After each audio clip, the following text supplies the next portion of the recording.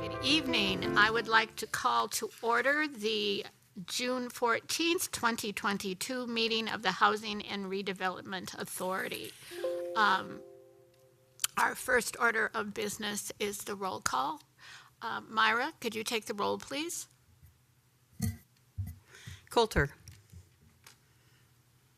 Lewis. Here. Hugeem. Present. Martin. Present. Thorson. Here. Let the record note that Commissioner Coulter is not here, but all the rest are present, and there is a quorum. Thank you. Moving on to the item number 2, approval of the agenda for the June 14th, 2022 HRA board meeting. Are there any additions or corrections to the agenda? Hearing none, do I have a motion to approve the agenda? So moved, Thorson. Second. Is there a second? Thank you. Moved by Commissioner Thorson with a second by Commissioner Martin to approve the agenda. All those in favor signify by saying aye. Aye. Aye. Opposed, same sign. Thank you. Moving on to item number 3, approval of the minutes of May 24th, 2022. Are there any additions or corrections to the minutes? I believe only you 3 were there. Hearing none, do I hear a motion to approve the May 24th, 2022 minutes? So moved. Second. It has been moved by Commissioner Hugeem with a second by Commissioner Martin to approve the May 24th, 2022 HRA board meeting minutes. Myra, I'll have you just... Commissioner Lewis, you will abstain. I will abstain, so I don't know if you just wanted... Okay. All in I favor? can just say all in favor. Say aye. Aye. Aye. Opposed? Motion passed 3-0 with 1 abstention. Thank you. Moving on to item number 4, organizational business. Is there any organizational business tonight? Thank you. Item number 5, new business.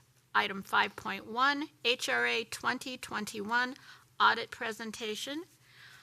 May we have the staff report, please?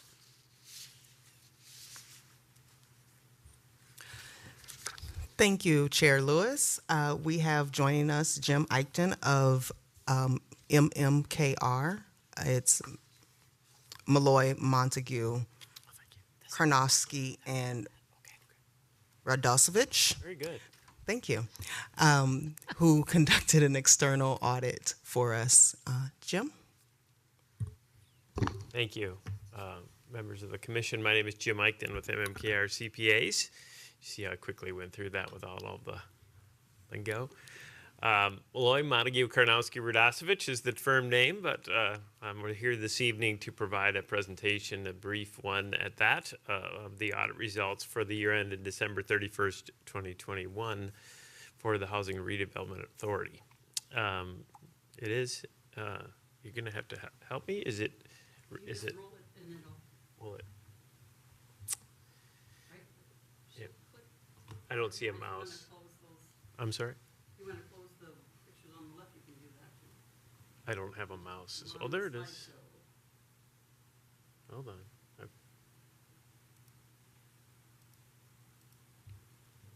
Beautiful. Thank you for your assistance. Very helpful. So the role of the auditor with the Housing and Redevelopment Authority, the HRA, is to provide an audit, an opinion on the financial statements of the organization. So the Housing and Redevelopment Authority is required to have an annual financial statement prepared. That particular financial statement is included in the City of Bloomington's financial report. It is defined in governmental accounting standards as a component unit of the city, and I don't necessarily need to describe all the definitions and how we get there, but you are included in the city's report as a component unit. So that particular report, when issued, is about 250 pages long, is a very lengthy report, and there are many aspects of the HRA included in that particular report. So as an auditor, I'm providing an opinion on that one main report, which is you're a component unit of it. As it stands today, all of the audit procedures have been completed. They are in the midst of producing the report and getting it prepared and finalizing it, but everything is final at this particular moment.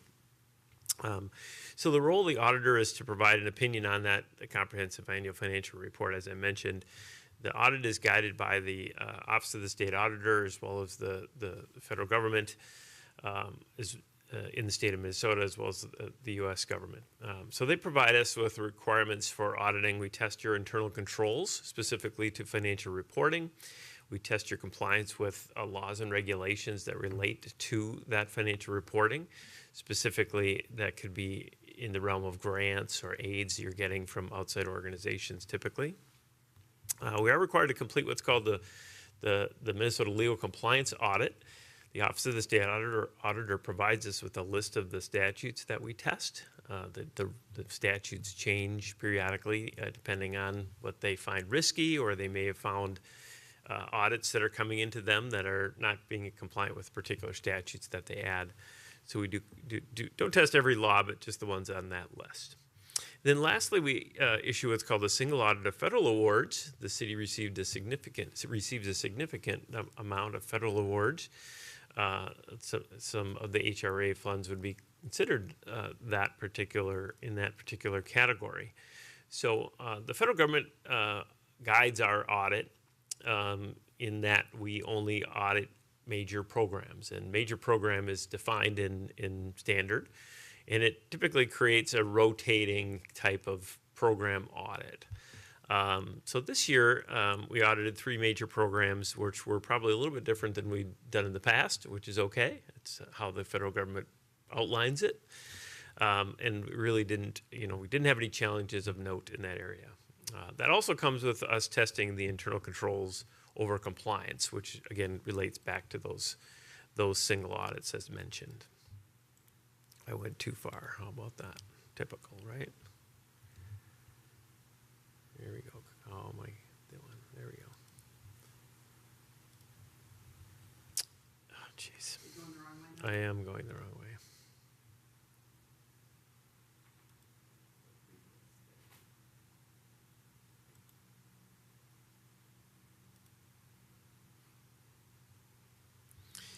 There we go. So we did issue audit opinions on the particular financial report. We were able to issue an unmodified or clean opinion. It was the opinion that you were looking for as part of this process. In terms of the internal controls, we did not have any findings to report in the city's audit report this year. We did have one a finding in particular with the Minnesota State Statutes legal compliance audit. And that related to the timely payment of invoices. So it is a Minnesota statute that any government is required to pay its invoices within 35 days of receipt of the invoice or receipt of the services, whatever comes later. So we do testing around that. We tested a number of invoices and found 2 in particular that were not paid on a timely basis. And as part of this audit, we start this in January and go all the way through. It's still going on. This particular item took place way back in January, and when brought to finance staff at the city, they immediately said, "Oh, well, that's almost expected, that we might have found such an error." And we said, well, why is that? And their immediate response was, well, there was some personnel challenges within our department, and we, as we were going through our own internal controls, noted that things weren't being paid as appropriately, and we have since put in corrective action to correct this. And so we did some follow-up testing on that, and you could see about the time where this personnel matter was resolved, and all of a sudden things were being paid on a timely basis. So to have a finding of this nature on a board of your level, it's important to understand that audits come with findings. What you should take away from it is, what's the corrective action? What is the city or what is the HR doing as a result? And our audit is required to issue a corrective action plan. The city issues it, frankly. And that's corrective action plan states, well, we've already corrected it. So as we stand here today, really no concern, or should be no concern on your part. So moving on to the single audit of federal awards, we did also have one finding in that particular audit as well, and that related to the major program community development block grant, probably better known as CDBG to the common accountant anyway. So there is a requirement in the CDBG program, which is something new, I would say, for this year. Anytime there is anytime you are a direct recipient of CDBG funds and you pass those funds along to a subaward grantee, somebody else other than the city, you're required to report that into their system. And that didn't occur. That simple 2-line report that says we subgranted to 2 organizations these dollar amounts, that did not occur. So we reported that.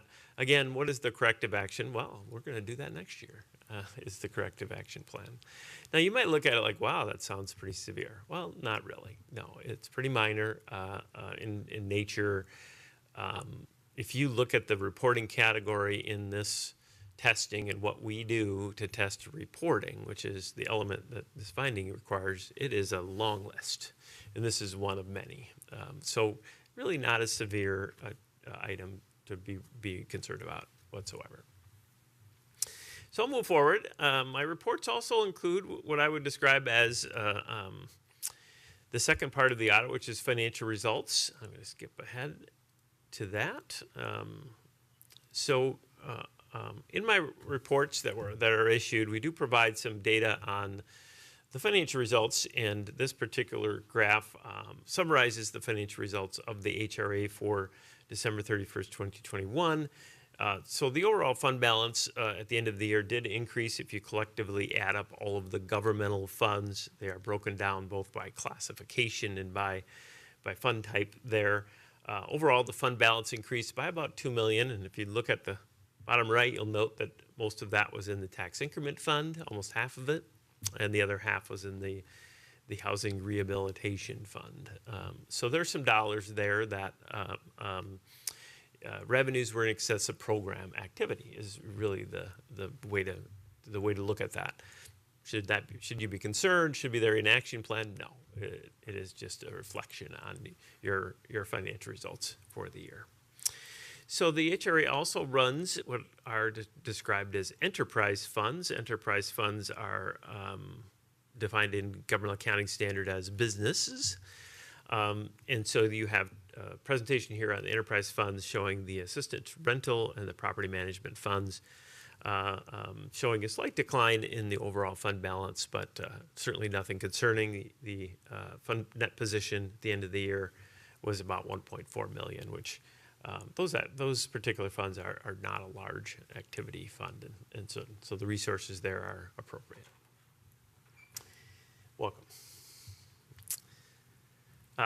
To wrap things up, my reports and the work that we do provide a lot of information on other issues, including legislative activity, future accounting issues. There are some major accounting changes in government accounting standards that are coming up over the next few years. Most of that has been provided to the finance staff, who are as aware of it as I am when it comes to the work that's needed in that area. So lastly, I wanted to summarize. I was able to issue a clean opinion on that financial statements. I did report the 2 findings which we addressed. I do want to provide some context on bullet point 3. The city did receive a certificate of excellent in financial reporting. I mentioned the 250-page report last night. If you were here, there was a big celebration over such a accomplishment because it was the 50th year of such a certificate. The city of Bloomington is honored to be the first city in the state of Minnesota to receive such an award. And frankly, I think they said last night you're one of the first 5 entities in the whole country to have such an award, and it says continued consecutively for 50 years. So that's an accomplishment. It says a lot about the city and its interest in financial reporting and keeping doing the best you can and being the best practices when it comes to achievements in that area. So, bullet point 3 talks. I did talk about the improved financial position, and lastly, just state overall the operation and the financial business office here are doing an exceptional job in this audit process. It's a lot that goes on, and they do exceptional work. So, with that, I'll turn it back to you for any questions you might have for me. Are there any questions for Mr. Eichen? Hearing none, thank you again. Thank you. All right. Do I have a motion to approve and accept the 2021 HRA audited financial statements and related information? So moved. It's been moved by Commissioner Thorson. Is there a second? Second. Commissioner Martin. It was moved by Commissioner Thorson with a second by Commissioner Martin to approve and accept the 2021 HRA audited financial statements and related information. All those in favor signify by saying aye. Aye. Aye. Opposed, same sign. The motion passes 5-0. Moving on to number 6, item number 6, it's discussion items. And 6.1, the HRA Board new commissioner appointment. May we have the staff report, please? Absolutely. Thank you, Chair Lewis. So I do have a brief PowerPoint that I'll pull up, and this is just an open discussion that we can have to begin as a board. So Myra, when you have a chance, you pull that PowerPoint up for me, and I'll provide just a little bit of background to how we got to where we are today, what some of the rules may be, considering the legislation that was approved, that we requested to be approved, and how we would need to make decisions based on that, on expanding our board to 7 commissioners from 5. It's okay. So in your packet, what you do have is just some information that was included in terms of other boards or commissions within the city of Bloomington that have been in discussion or talking about having specific populations, specific community populations represented. One of those in particular is a youth and or young adult seat for that voice. But also there are some information from the discussions for the Creative Placemaking Commission in particular, as well as Parks and Rec, their requests from the liaisons and the feedback. So we have the presentation up, and like I said, this is an open discussion. And so I wanted to start with the background as to how we got here. Well, that would be the HRA Board passing Resolution 2021-25. And so this was a resolution approving a memorandum to the City of Bloomington Mayor, City Council, City Manager, recommending changes to the composition of the Board of Commissioners for the HRA.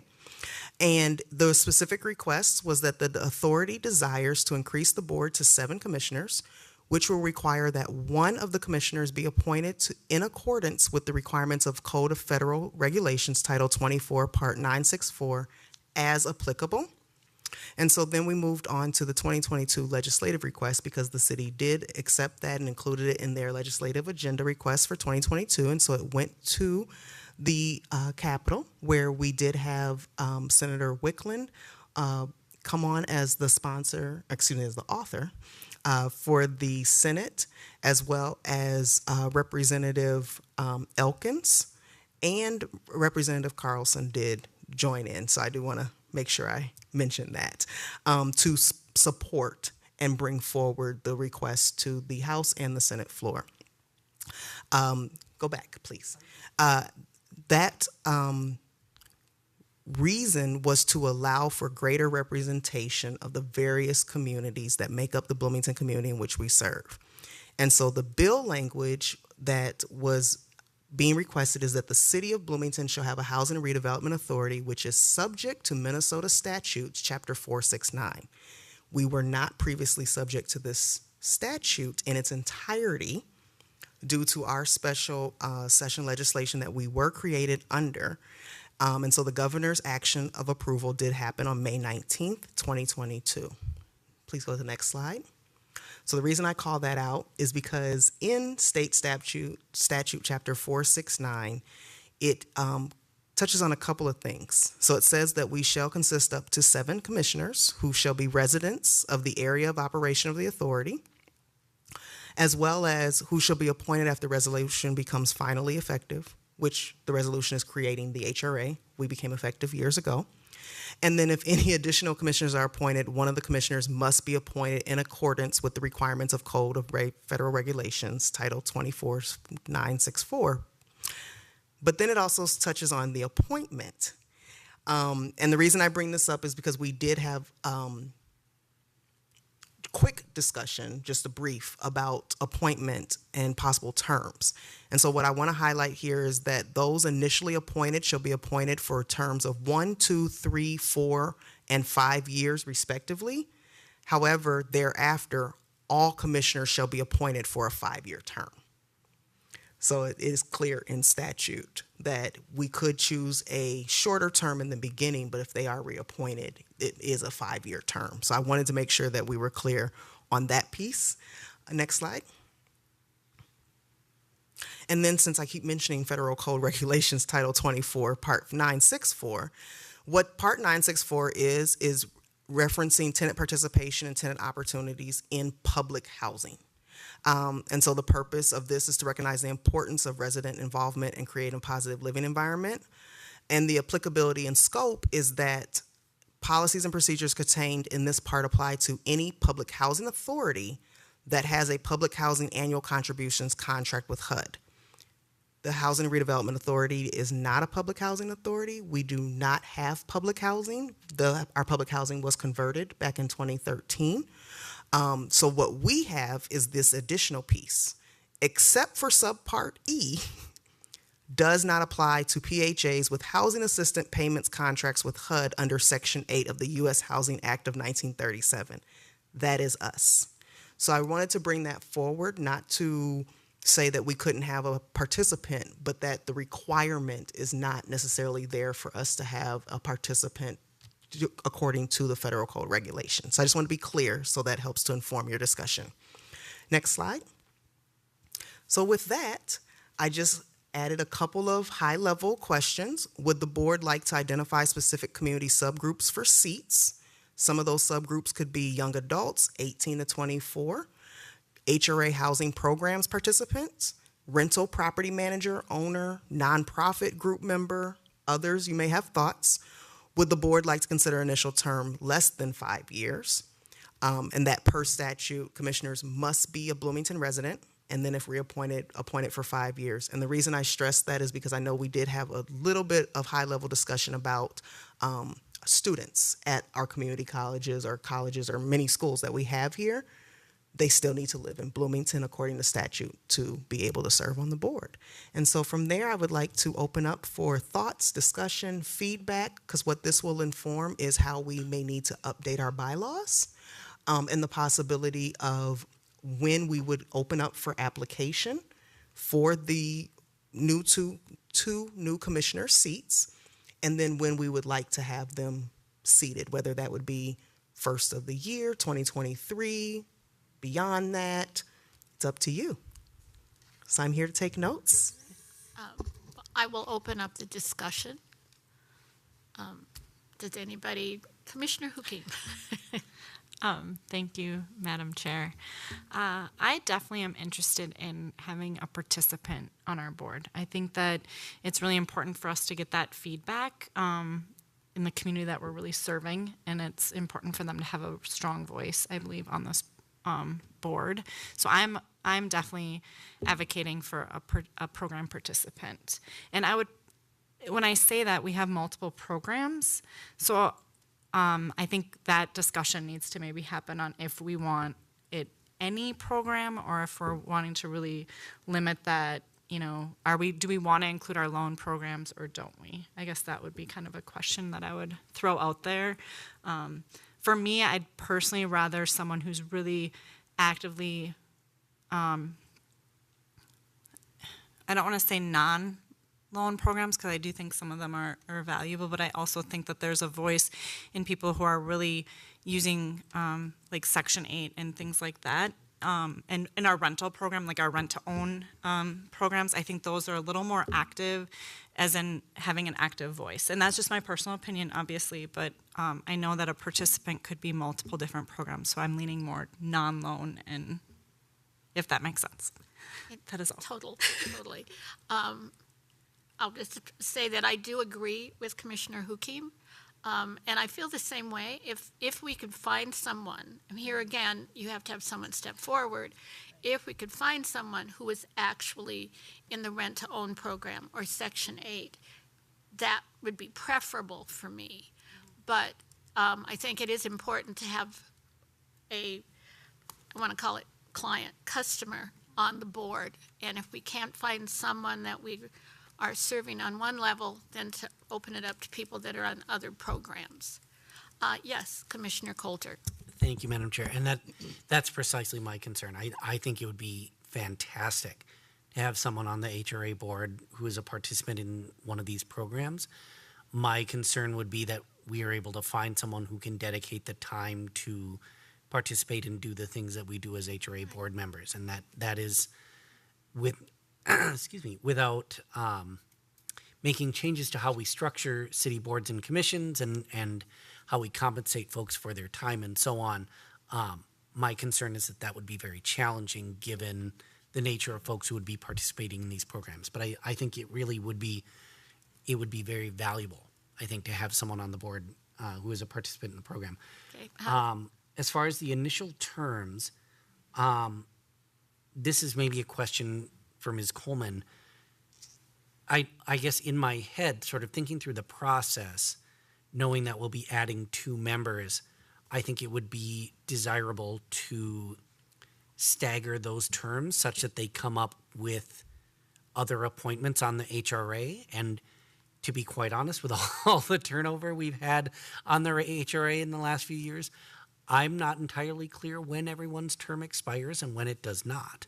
But I think that would be a good goal, is to say, it's June now, so I think if we move the process forward, I think it's reasonable to expect that we could have someone in place certainly by next January. Yes. And so my suggestion would be then that appointment occur such that the term expires with, and I guess another question I would have is how that affects how this change in state law affects current commissioner terms. But I guess my overall point is that we're not doing these sort of one-off appointments as we have been occasionally, where we're appointing or reappointing, 2 or 3 HRA commissioners at a time. And so then these new appointments are staggered such that we're able to incorporate them into that regular schedule. Thank you, Commissioner Coulter. That actually makes perfect sense. So to answer a few of your questions, one, the statute doesn't impact anybody's term currently on the HRA board because there's not term limits and in the statute, and there's not term limits in our bylaws. So everybody that's on the board is just fine.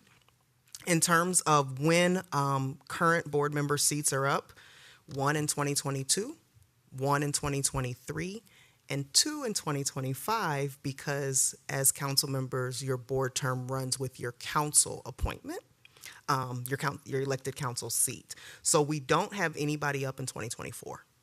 And then we have 1 in 2026.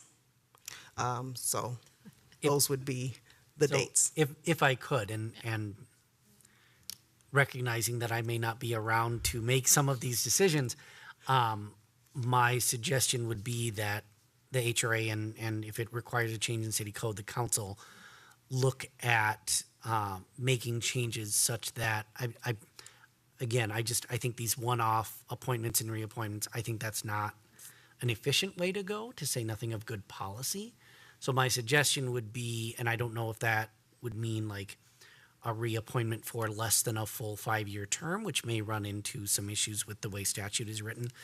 I just think it would be helpful to have terms line up such that, it's 3 1 year, 2 years later it's 4, or something like that, right? So that there's that kind of consistency and expectation rather than oh, someone resigned, so we're going to appoint a new person for 5 years, even though their term would have been up the next year or something like that. So I think that kind of process is going to be helpful for really managing the board and managing the work that comes before the board. Commissioner Hukim? To piggyback off of that, I know because I did take over a term, and so I just took over the remaining of that term. So right now they're not appointed a 5-year. They just so if someone resigns, the person that is filling that fills just that term. So like I think it was a 2-year, and then I had to reapply. The only thing I will say is I like your idea of kind of groups, but I never want to see it a whole group at one time, because I feel like if you re-elected a whole new board, you're kind of opening up a can of worms too, because there is some experience that needs to come in these positions too that I've learned being new is I've really leaned on commissioners that have been here to kind of help through the process and learning just all there is, especially on this board. I feel there's a lot of terminology and things that are important. I think some experience. So I like the fact that I like the idea of like a few, but obviously staggered, so it's not a whole board at one time, obviously. I would just kind of piggybacking on what you said too. I think also doing it that way is important, because if there is something ongoing, you need people who have the history. Otherwise, you're starting from square one again. And if I could, another thought here is perhaps not 4 and 3, because then you're reappointing a majority of the board in one go. Given that they're 5-year terms, it could be something like 2, 3, 2, and then you have a gap 2 years or something like that. Just a thought there, but I think staggering the terms, I think, is absolutely a good suggestion, because you don't want that mass turnover. Absolutely. Commissioner Thorson? Chair Lewis. Well, a couple thoughts. One is that, first of all, I agree with the idea of having a participant on the board where that participant is able to be active. Beyond that, I wanted to say something about the staggering of terms. I don't think it's been too much of an issue in the past. Maybe we've just been lucky, because with only 5 commissioners, it certainly has been a possibility, and I believe that with 7 commissioners, it may continue to work well without having to, figure out staggering terms and so forth. But back to the subgroups for a moment. They're all great categories, I think, for potentially. But I think that our councils of the past have done a good job of assessing current needs.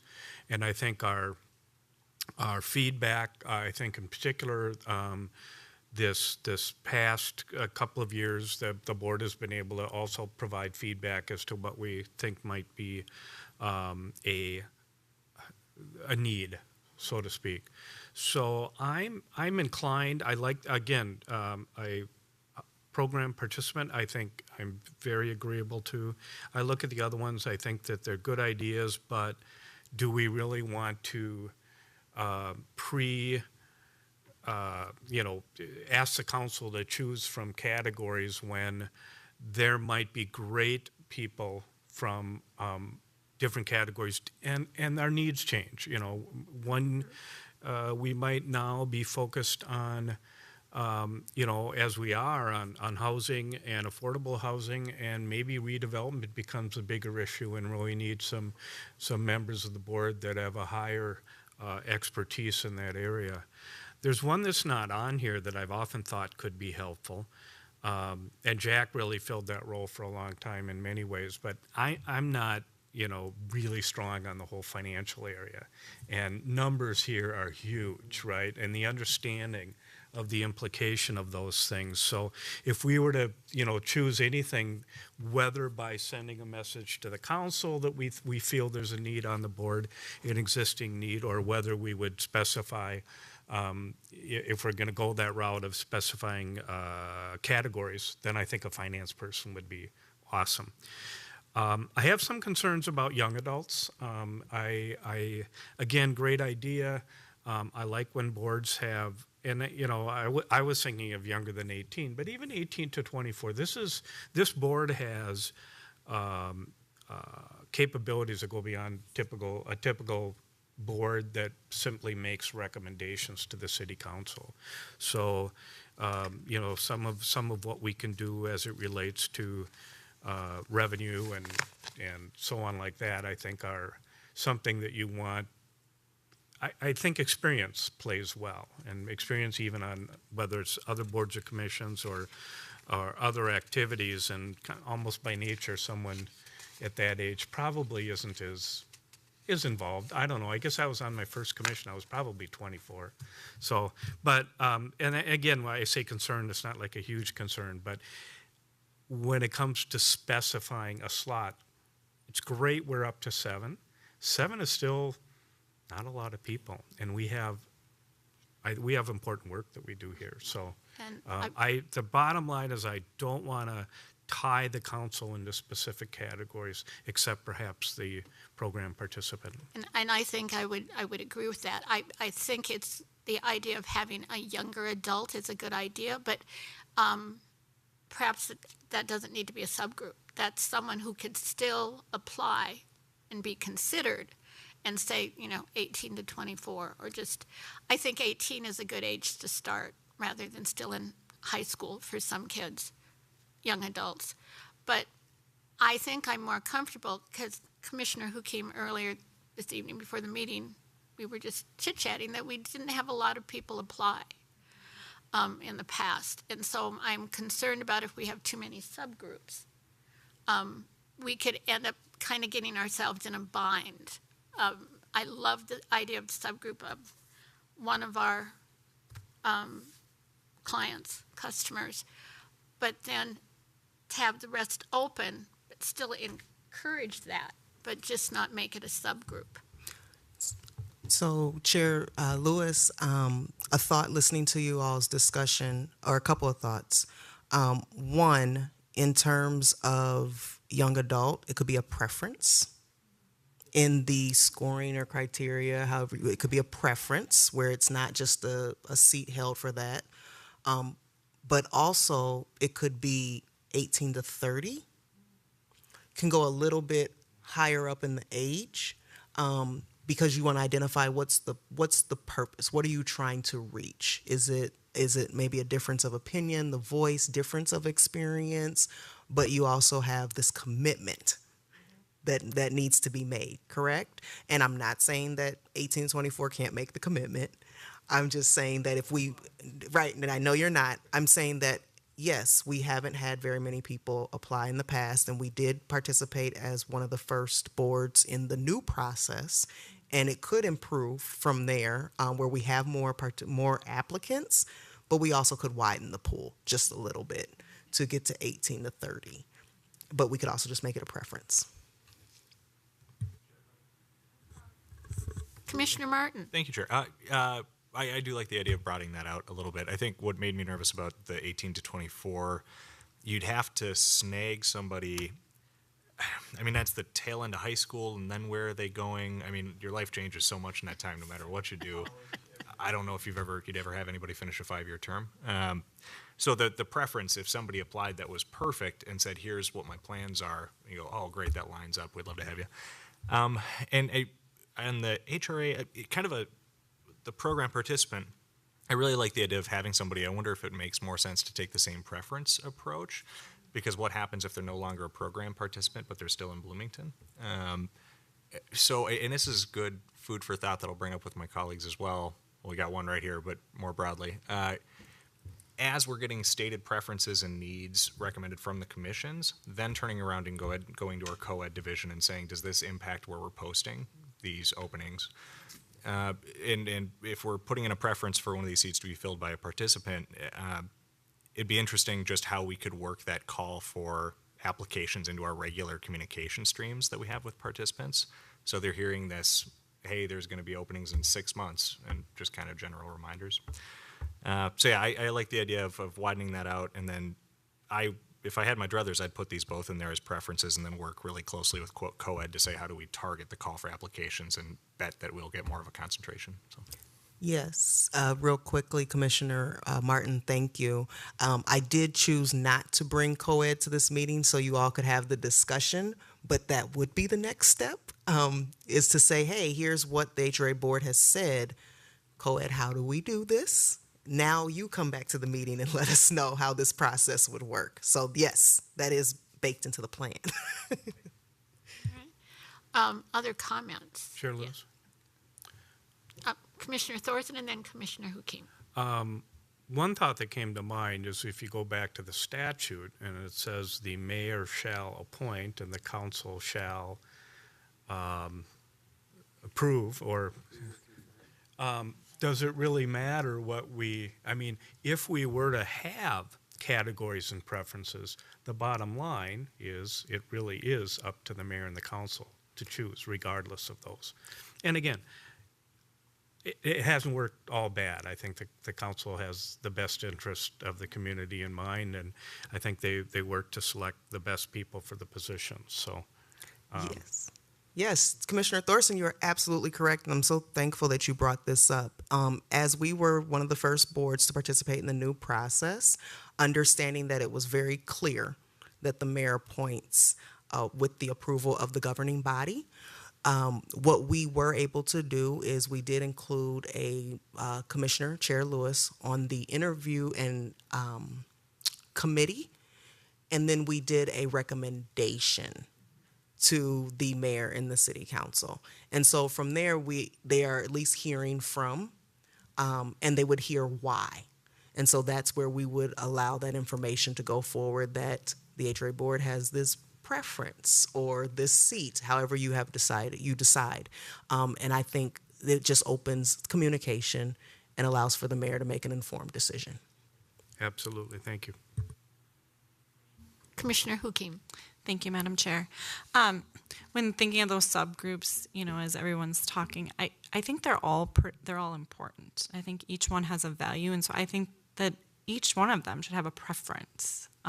In my opinion, I see the rental property manager owner as a very valuable voice too, coming from that industry myself, as well as the finance industry, because I am an accountant.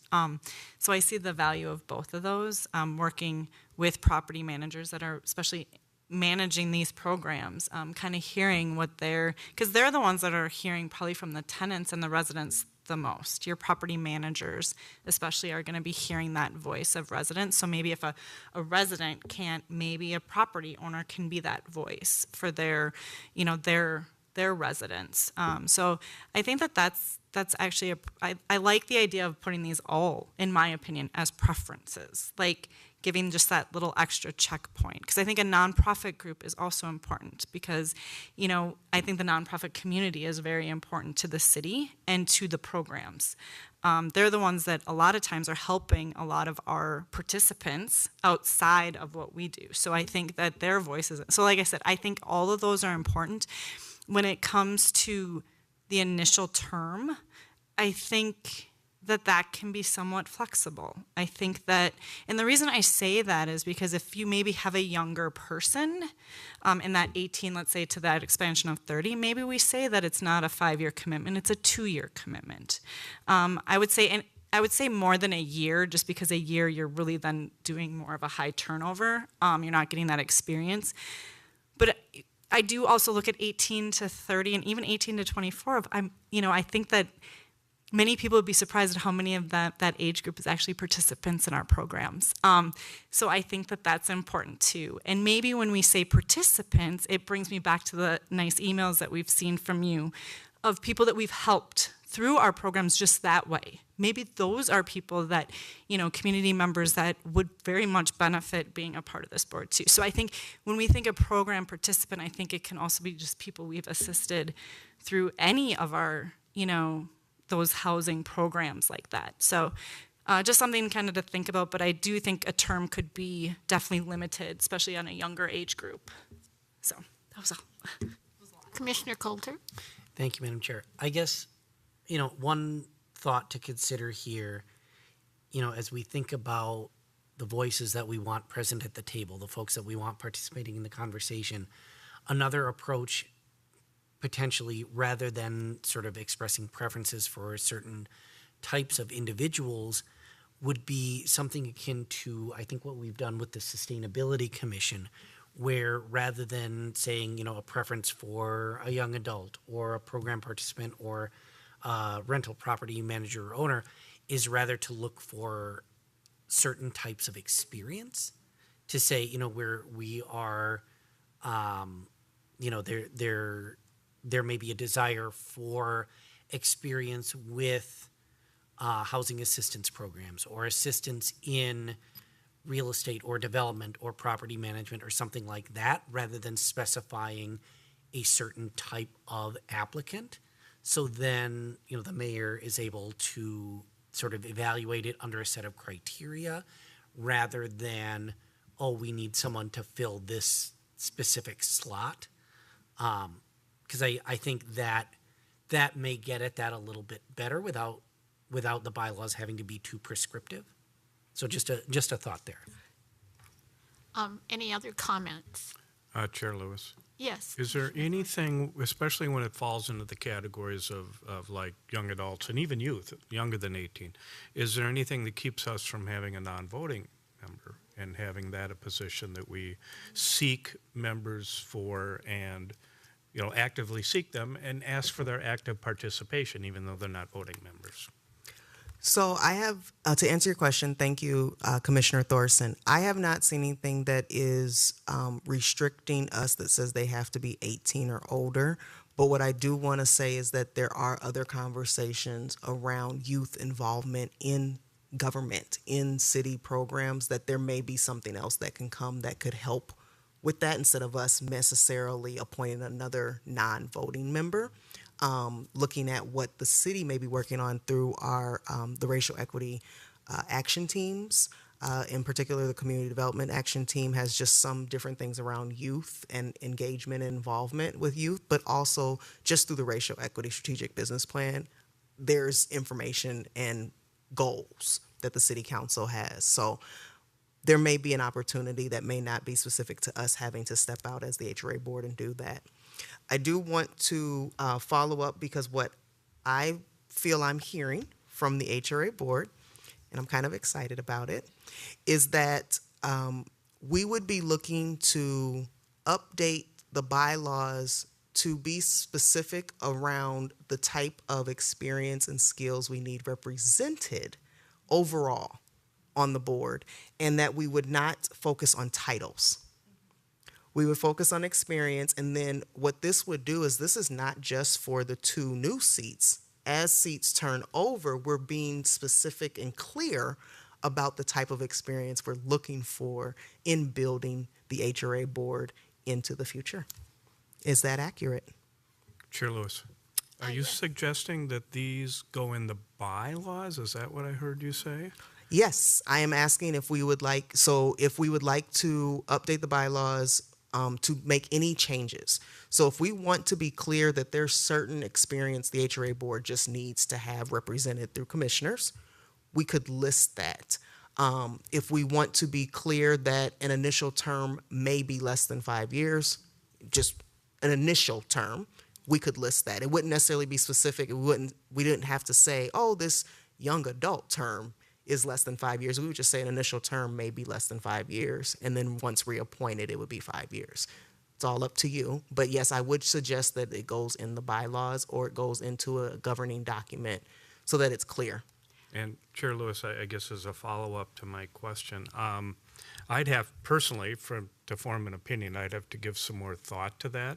I thought we were talking here about when it comes time to appoint people, that there's a process. We look at our board at the time and indicate to the council where we think there might be some holes, and therefore we would recommend people based upon what we see as a current board, the current needs.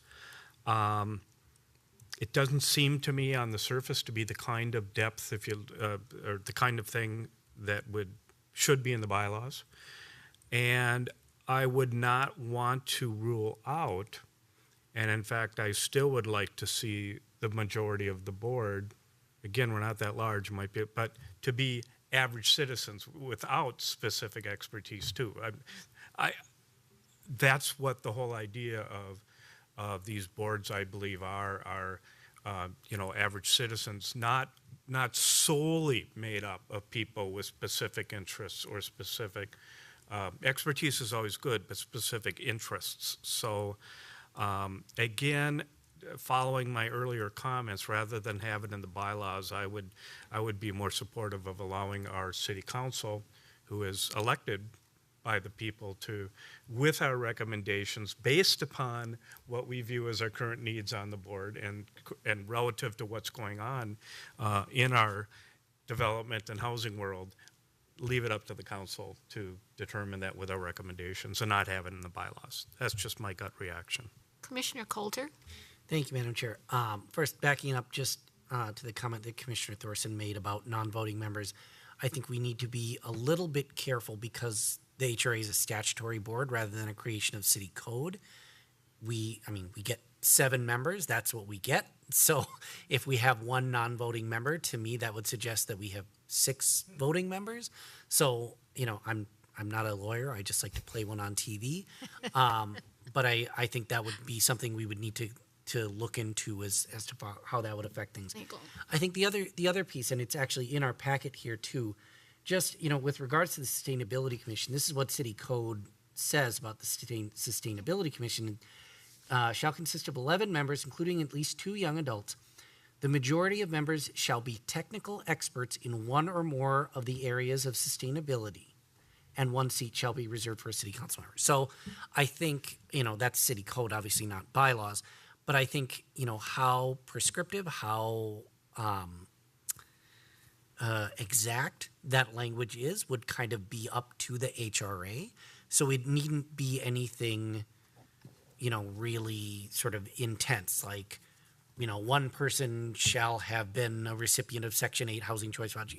It doesn't need to be anything like that, but I think what I would say is this, is council's turnover, HRA's turnover. If there is something that, folks feel like this is really important, this is something we want to make sure is part of the discussion, it should be written down. I think communications with the mayor, communications with the council, those are all well and good. I can tell you from experience, communication will only get you so far. When it comes time to vote on the dais, it's entirely a different thing. So I would say if, and this, that can be a big if there is a desire to be intentional about the kind of experience that is represented on the board, I would just encourage that it be written down somewhere so that it's at least part of the conversation. Chair Lewis. Commissioner Thorson? Well, I again, if I look at the descriptions for the Sustainability Board, I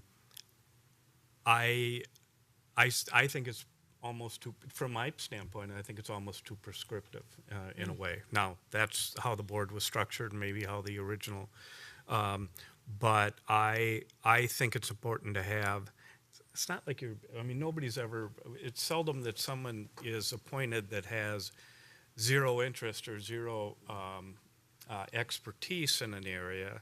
People typically apply for boards in which they have an interest or desire, unless they're, there are some that are trying to build a resume and whatnot, but typically it's people who really have a strong interest in it. And that could include members of the general public that don't have development experience, that don't have housing experience, but are policy geeks and love the topic. And the same could apply to, I know lots of people who are very into sustainability, but they don't necessarily have any credentials in that area, but they're citizens of Bloomington and so forth. So I don't want to lose sight and have boards that are simply only made up. I think it's a great idea. We're talking about that. I like the fact that we have a more of a role to play as a board and in a process for indicating to the council what we think our needs are at the time,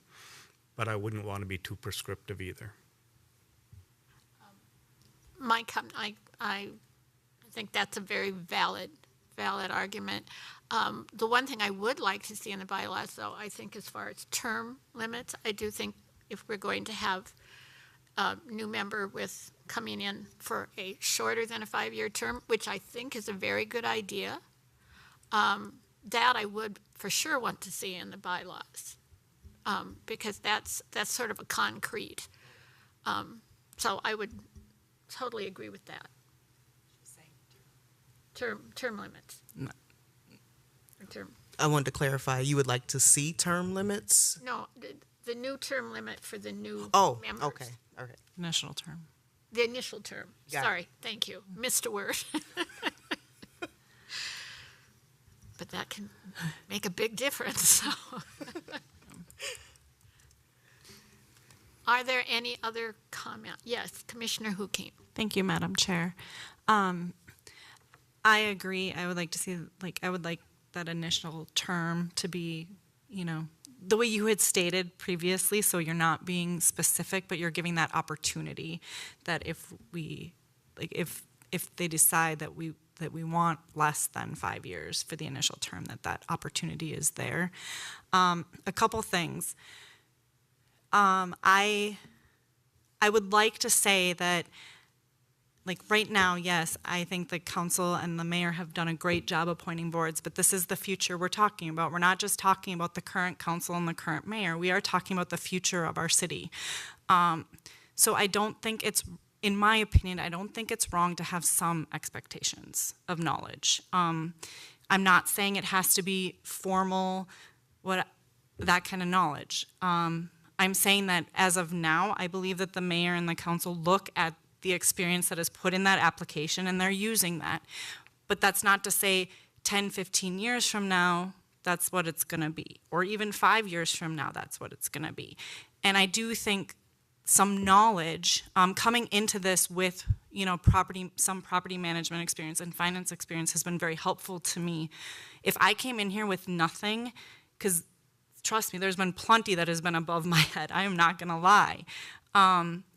I think you have to have some knowledge of what the HRA does.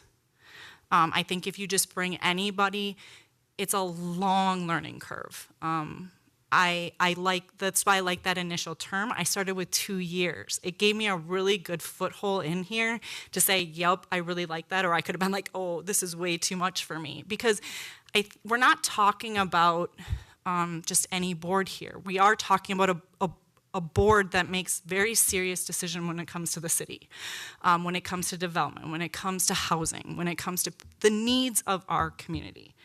And I think it's very important to have some sort of background in that. And I'm not saying you have to have, it doesn't need to be your job. I'm saying you just need to have some basic background of what the HRA does and a good understanding of that. That's all. Well, and this is Chair Lewis. I would also say, and this is just a comment, when you apply for a job, there's a job description. There are certain qualifications that you're looking for. I wouldn't want to make them real. I would be more with Commissioner Thorson. I wouldn't want them to be totally specific. But I think you could put in your expectations of what you would want a board member to have. Just like if you were hiring somebody for a job.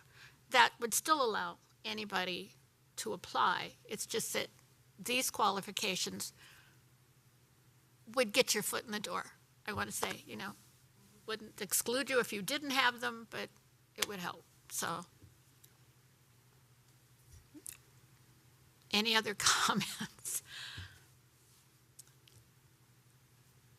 Well, I think this was a great discussion. I have a whole 2 pages of notes here that'll help guide my conversation next with co-ed. And also, I wanted to look into a little bit more just the other commissions and how they have posted positions. I know how the commissions are commissions. I'm saying that on purpose. The city charter commissions or advisory boards, I'm saying that on purpose, are represented, but I'm not sure what that application process looked like or if that was in something. So I will look into that and also have conversation with co-ed and bring back information. And the next information that comes back, I will invite co-ed. So I'll have to look and see what the schedule is to include co-ed to allow for that, just to follow back up.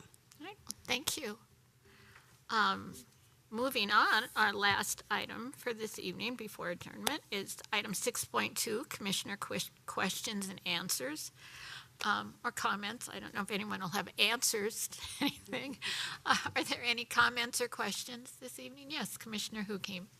Thank you, Madam Chair. I just wanted to again reiterate thank you to Administrator Coleman for those updates of how the HRA is helping people within our community, not just in the programs that we're used to seeing.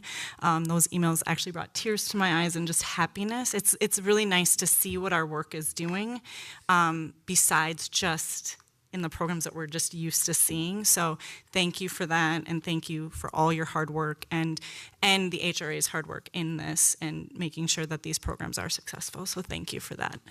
Yes, Commissioner Hukim, I just wanted to say thank you. And as you know, I came in, we work along the whole housing continuum from homelessness to single-family activities, single-family households.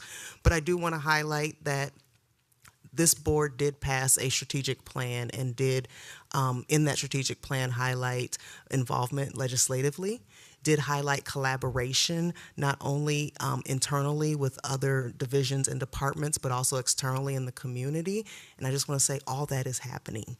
And so I just want to bring that back. I am working on more of a more formal way to update you on the strategic plan that you did pass, but I just wanted to highlight that the things that you did approve and say to put in place, we are doing that, and it has definitely been our guiding document.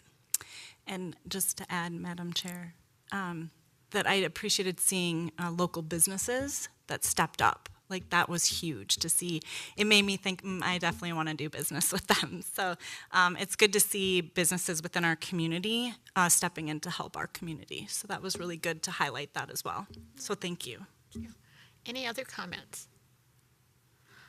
Hearing none, do I have a motion to adjourn? So moved. I have a motion from Commissioner Hukim. Do I hear a second? Second. It has been moved by Commissioner Hukim with a second by Commissioner Martin to adjourn. All those in favor signify by saying aye. Aye. Opposed, same sign. Passes 5-0. Have a good evening, everybody.